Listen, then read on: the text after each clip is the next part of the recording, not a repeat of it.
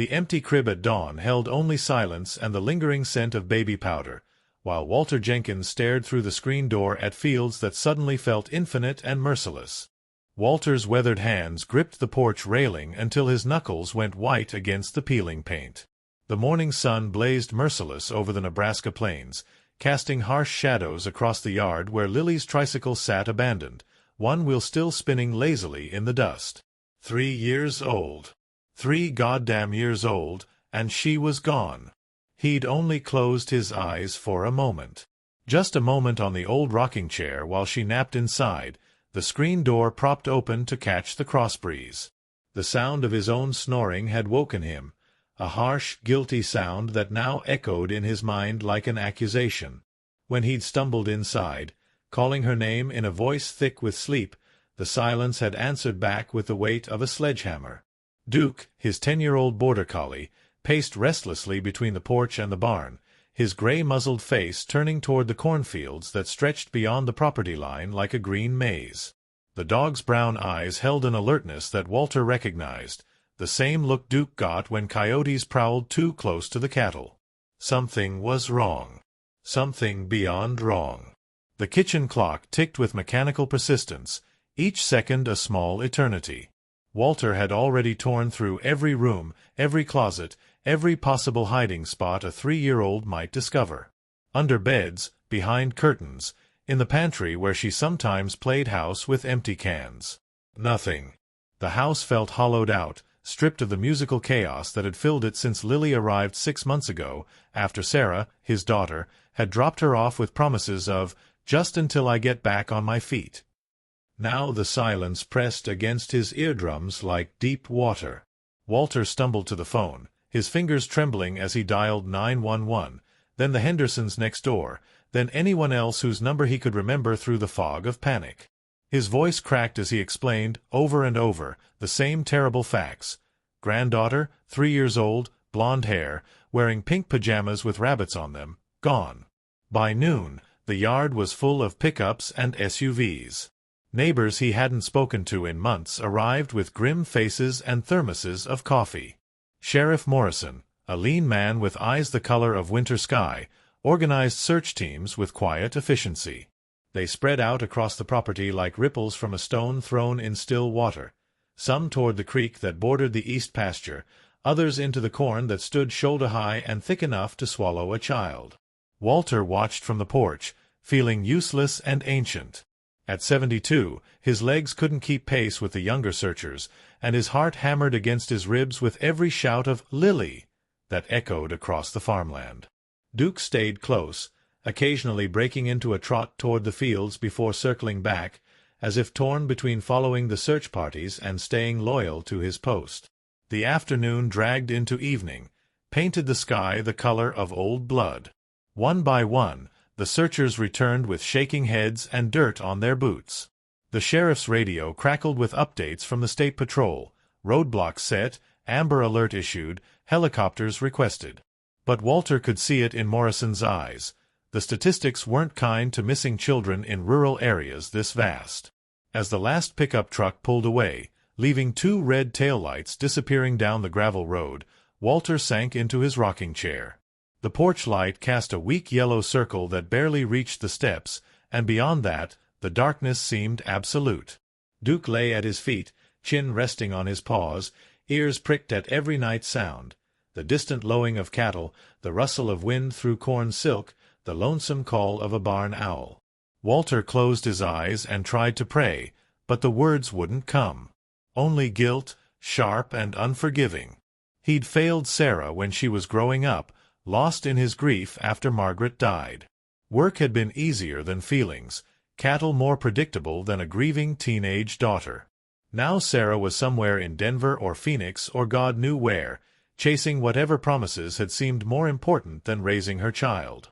And Walter had failed again. Failed the second chance he'd been given with Lily. The weight of it settled on his chest like a stone, and he wondered if this was how a man's heart simply stopped, not from disease or old age, but from the unbearable weight of letting down everyone who'd ever trusted him. Duke's restlessness woke Walter from a fitful doze as the first gray light of dawn crept across the horizon. The dog stood at the edge of the porch, his body tense with purpose, nose lifted to test the morning air. Walter's joints protested as he rose from the chair where he'd spent the night, but the stiffness in his bones was nothing compared to the ache in his chest that announced another day without Lily. The phone had rung twice during the night, once a wrong number that had sent his heart racing, once Sheriff Morrison with a report of a possible sighting near Grand Island that had turned out to be another child altogether. Each ring had felt like hope and devastation wrapped in the same sharp package. Now, in the pale morning light, the searchers began arriving again. Volunteers from town, members of the volunteer fire department, even a group from the Methodist Church with their sleeves rolled up and determination in their faces. Walter watched them organize on his front lawn, their voices low and respectful, as if his grief were something that might shatter if spoken about too loudly. Mrs. Henderson from next door appeared at his elbow with a plate of eggs and bacon, her face creased with concern. "You need to eat something, Walter," she said quietly. "Can't help that little girl if you collapse from hunger." The food tasted like sawdust, but he forced it down while Duke paced the length of the porch with increasing agitation. Every few minutes the dog would stop and stare toward the cornfields, a low whine building in his throat. Several of the searchers had commented on Duke's behavior, suggesting they bring in tracking dogs from the county, but Walter knew his dog better than most people knew their own families. Duke wasn't confused or upset. He was trying to tell them something. "He keeps looking toward Peterson's place," Walter mentioned to Sheriff Morrison when the man came by to check on him. Morrison's eyes followed Walter's gesture toward the neighboring farm, where the corn rows ran right up to the property line. "We searched there yesterday," Morrison replied, but his tone was thoughtful. "Peterson's been up in Omaha for his mother's funeral since Tuesday. Place is empty." He paused, studying Duke, who had frozen in place with his nose pointed like a compass needle toward the northeast. "Maybe we should take another look." The second search of Peterson's property was more thorough, involving officers and volunteers who combed through the barn, the abandoned chicken coop, even the old root cellar that hadn't been used in decades. Walter followed at a distance, Duke pressed against his leg like a furry anchor. They found nothing but dust and the musty smell of disuse. But as they prepared to leave, Duke broke away from Walter's side and trotted purposefully toward the edge of Peterson's cornfield. He stopped at the fence line, nose to the ground, tail rigid with concentration. When Walter called him back, the dog obeyed reluctantly, turning to look over his shoulder as if whatever scent he'd found there was the most important thing in the world. The day stretched on with the same rhythm of hope and disappointment. More phone calls, more false sightings, more volunteers arriving with sandwiches and sympathy. Walter felt like an actor in a play he didn't understand, nodding and thanking people while his mind ran in circles like a hamster on a wheel. The rational part of his brain catalogued the possibilities: stranger abduction, accidental drowning in the creek, getting lost and wandering too far from home. But the grandfather's heart in his chest refused to accept any ending that didn't involve Lily's laugh echoing across the farmyard again. As evening approached, the volunteer efforts began to wind down. Professional search teams would take over, Morrison explained. State resources, specialized equipment, dogs trained for this specific kind of work. Walter nodded and shook hands and accepted promises that they wouldn't give up, but he could see the change in people's faces. The first day of a search carried urgency and hope. The second day carried grim determination.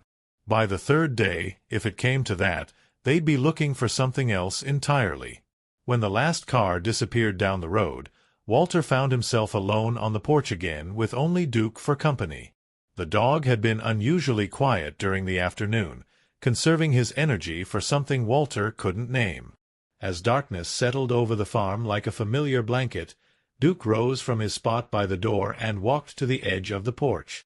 For a long moment, dog and man looked out at the vast expanse of Nebraska farmland stretching away into the night. Somewhere out there, in that maze of corn and pasture and forgotten corners, Lily was either sleeping or afraid or worse. The thought was too large for Walter's mind to hold without breaking, so he focused instead on the warm weight of Duke's body as the dog settled beside his chair. "Find her, boy," Walter whispered into the darkness, his voice barely audible over the cricket symphony. "If anyone can find her, it's you." Duke's ears pricked forward, as if he'd been waiting for exactly those words. He stood, stretched, and trotted down the porch steps into the night. Walter called after him once, but something in the dog's purposeful gait stopped him from insisting. Instead, he watched Duke's dark form disappear into the shadows between the barn and the cornfield, carrying with him the kind of hope that Walter no longer dared to feel himself. Walter dozed fitfully in his chair, jerking awake every time the wind rattled the screen door or a night bird called across the fields. Each time consciousness returned, his first thought was of Duke, somewhere out there in the darkness with his nose to the ground and his heart full of purpose. The absence of the dog felt different from Lily's absence. Not the hollow ache of loss, but the taut anticipation of a fishing line with something pulling on the other end. The kitchen clock chimed midnight, then 1, then 2. Walter's neck had kinked from sleeping upright, and his arthritis sent sharp reminders through his joints every time he shifted position. But he couldn't bring himself to go inside, to the bedroom where Lily's makeshift crib stood empty, the baby blanket still holding the faint scent of her shampoo. He thought about Sarah, probably asleep in some apartment or motel room, unaware that her daughter had vanished. The notification calls had gone unanswered. Sarah's phone number was 3 months old, and Walter wasn't even sure she still used it. There had been a time when he judged her harshly for leaving Lily with him, for chasing whatever pipe dreams had taken her west. Now, in the dark honesty of 3 a.m., he wondered if he'd failed her so completely as a father that running away was the only survival strategy she'd learned. The memory came without warning, sharp as broken glass.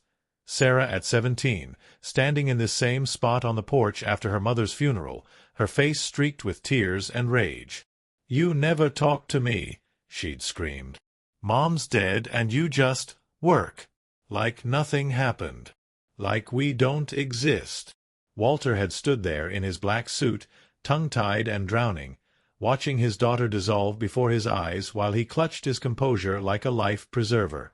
Now Lily was gone, and he was doing it again, sitting in silence while the world crumbled around him, waiting for someone else to fix what he'd broken through his own inadequacy. The thought tasted bitter as old coffee in his mouth. A distant sound pulled him from his spiral of self-recrimination.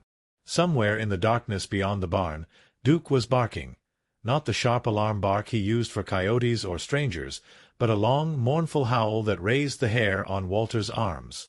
The sound cut off abruptly, leaving a silence that felt expectant, as if the night itself was holding its breath. Walter rose stiffly from his chair and walked to the edge of the porch, straining to see into the maze of shadows cast by the barn and outbuildings. Nothing moved, but the air felt different somehow, charged with the same electricity that preceded summer thunderstorms. He called Duke's name once, softly, but received no answer except the whisper of wind through corn silk. Time moved differently in the pre-dawn hours, stretching and contracting like a rubber band in a child's hands. Walter found himself thinking about Margaret, remembering how she'd sit up all night when Sarah was sick, checking her temperature and adjusting blankets with the fierce vigilance that only mothers seemed to possess.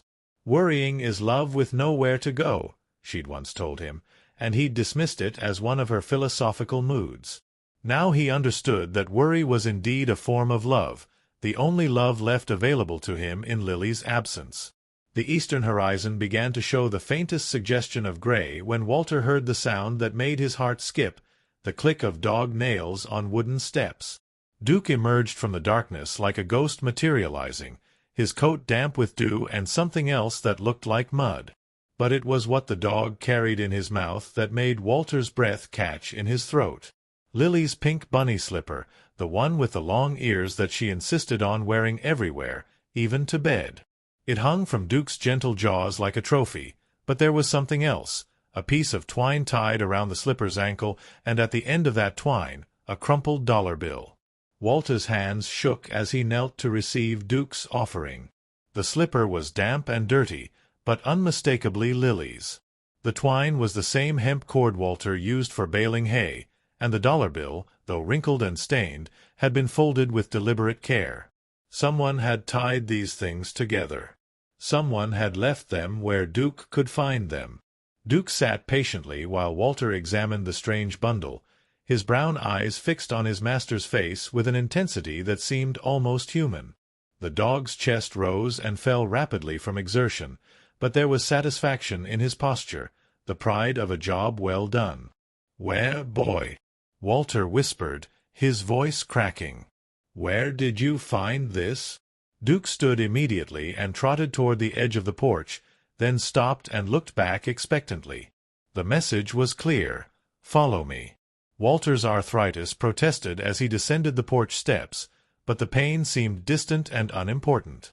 Duke led him across the yard at a measured pace, pausing frequently to ensure his human companion could keep up.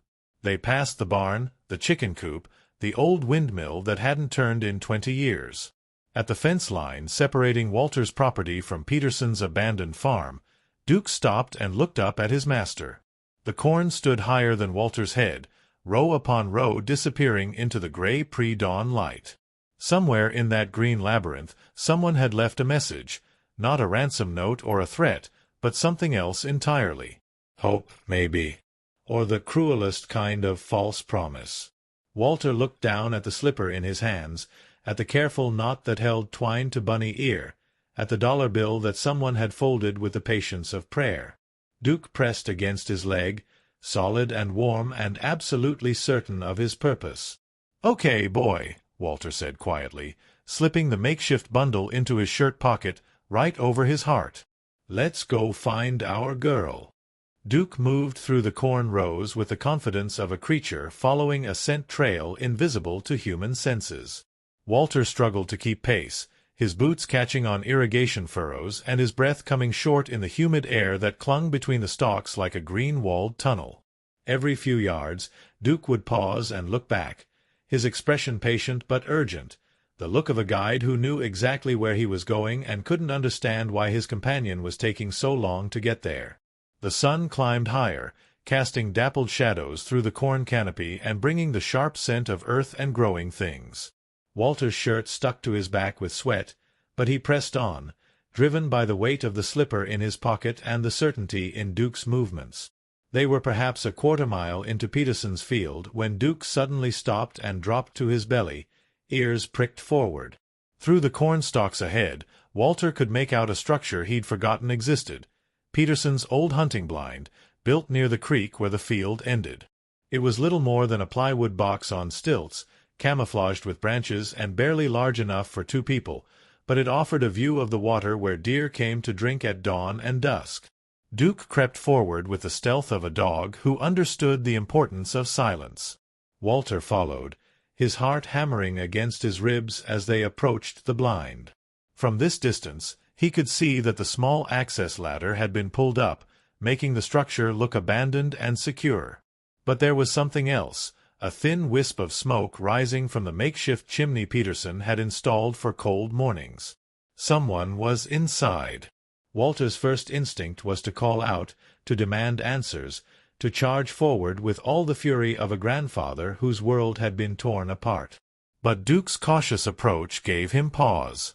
The dog's behavior suggested they were dealing with something that required careful handling, a wounded animal, perhaps, or something equally unpredictable. They reached the base of the blind without incident. Walter could hear movement above, not the random sounds of squirrels or birds, but the deliberate rustling of human activity. A voice drifted down, so soft he almost missed it, humming a lullaby he recognized. Margaret used to sing the same song to Sarah when she was small. "Lily," Walter called softly, his voice barely above a whisper. The humming stopped. There was a long moment of silence, then the sound of small feet moving across the plywood floor. A face appeared at the blind's single window, not Lily's face, but that of a woman Walter didn't recognize. She was young, maybe 25, with tangled brown hair and eyes that held the particular wariness of someone who'd been running for a long time. "She's okay," the woman said quickly, before Walter could speak. I didn't hurt her. I would never hurt her. Where is she?" Walter's voice came out rougher than he intended, and he saw the woman flinch. "Sleeping. She's been sleeping a lot. I think she's been tired for a long time." Duke whined softly, his attention fixed on the blind.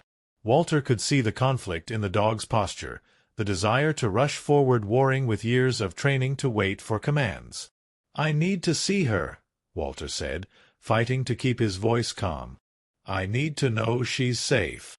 The woman's face disappeared from the window, and Walter heard quiet conversation, words too soft to make out, but the tone unmistakably gentle. After what felt like hours, but was probably only minutes, a rope ladder unfurled from the blind's entrance. "You can come up," the woman called. "But just you. The dog makes her nervous." Walter looked down at Duke, who had remained absolutely still throughout the exchange. "Stay," he whispered, and Duke settled into position like a sentry. The climb up the rope ladder was harder than Walter had expected, his arthritic hands struggling with the rough hemp and his boots slipping on the wooden rungs. But when he finally hauled himself through the entrance of the blind, the sight that greeted him made every ache worth while. Lily sat in the corner of the small space, wrapped in a sleeping bag that was clearly too big for her, her blonde hair matted with sleep and her blue eyes wide with confusion. But she was whole, unharmed, and when she saw Walter, her face lit up with the kind of pure joy that only children can produce. "Grandpa!" she cried, launching herself into his arms with the full trust of someone who had never doubted he would come for her. Walter held her against his chest, breathing in the scent of her hair and feeling the steady beat of her heart against his ribs. Only then did he allow himself to look at the woman who had taken her, and who, he was beginning to understand, had also kept her safe. She was thin to the point of gauntness, her clothes wrinkled and worn. But her eyes, when they met Walter's, held no malice, only exhaustion and a desperate kind of hope. "My name is Rachel," she said quietly. "I know this looks bad. I know you must think I'm some kind of monster. But I found her wandering by the road 2 days ago. She was scared and crying, and she kept saying she couldn't find her grandpa." Walter's arms tightened around Lily. "The road? Which road?" "County Road 15, about 3 miles south of here." She was walking north toward town, but she was so little, and it was getting dark. Rachel's voice trailed off, and Walter could see tears threatening at the corners of her eyes. The story came out in pieces, interrupted by Lily's chatter about the nice lady who had shared her food and told her stories about farm animals. Rachel was running from something, an abusive boyfriend, a situation that had become dangerous. She'd been sleeping in the blind for almost a week, trying to figure out her next move, when she'd found Lily on the road. "I knew I should call someone," Rachel said, her hands twisting in her lap. "But I was scared. I thought if the police came, I thought they might not understand about Tommy, about why I had to leave. And she seemed okay with me. She kept talking about her grandpa and how he would find her, and I thought if I kept her safe until you did." Walter looked down at Lily, who had fallen asleep in his arms, her small body finally relaxed after 2 days of uncertainty. The anger he'd expected to feel simply wasn't there.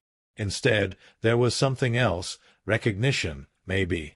The understanding that sometimes people did the wrong thing for the right reasons, and sometimes the wrong thing was the only thing that kept everyone alive. "The slipper," he said quietly. "And the dollar bill." Rachel nodded. "I sent Duke to find you. Dogs always know their way home, and I figured if I tied something of hers to some money, like a reward, you'd understand she was being taken care of. I hoped you'd follow him back here." Outside the blind, Walter could hear Duke pacing restlessly, his job almost but not quite complete.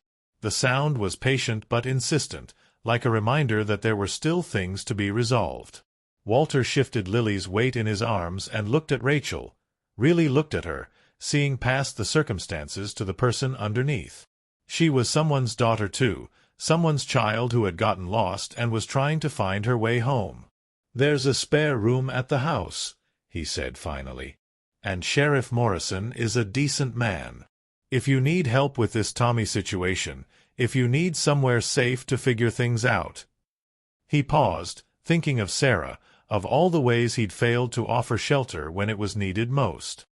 Sometimes we all need a place to rest while we decide what comes next. Rachel's eyes filled with tears, but she wiped them away quickly. "I don't want to be any trouble." "Trouble," Walter said, standing carefully with Lily still in his arms, "is what we make for ourselves when we don't ask for help soon enough." The climb down from the blind was awkward with Lily in his arms, but Rachel helped steady the ladder, and Duke waited at the bottom with the patience of a dog who finally understood that his work was done. As they walked back through the corn rows toward home, Lily woke long enough to reach out and pat Duke's head. "Good dog," she said sleepily. "You found me." Duke's tail wagged once, a simple acknowledgment of praise earned and duty fulfilled. Above them, the Nebraska sky stretched endless and blue, and Walter Jenkins walked toward his farmhouse carrying his granddaughter, followed by a young woman who needed sanctuary and a gray-muzzled dog who had just proven that some kinds of love never get too old to matter. By the time they reached the porch, Sheriff Morrison's patrol car was already turning into the driveway, summoned by neighbors who had seen them emerging from the cornfield. But Walter wasn't worried about explanations anymore. Some stories, he'd learned, told themselves in their own time, in their own way. Sometimes hope didn't come with sirens and search teams. Sometimes it came with the quiet click of dog nails on wooden steps, carrying the impossible weight of trust in gentle jaws, leading the lost home through corn rows and morning light. If Walter's story touched your heart, if it reminded you of the quiet strength found in ordinary people and loyal companions, or if it sparked hope in the darkest corners of your own journey, please like this video and share it with someone who needs to remember that love finds a way, even through the longest nights. And don't forget to subscribe to our channel. Here we tell stories that heal, inspire, and prove that grace still exists in the most unlikely places. Until next time, never stop believing in the power of second chances.